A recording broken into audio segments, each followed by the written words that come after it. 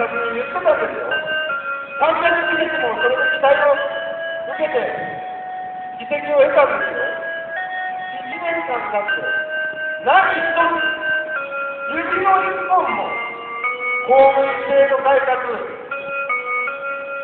公務員の実務員の削減に指を触れていないんです。1年経って、こんなのタッみたいなもんじゃないですか。破綻が強らって破綻天馬の問題で国外県外って言って結局できずにやめてった。この公務員実務員の削減問題だって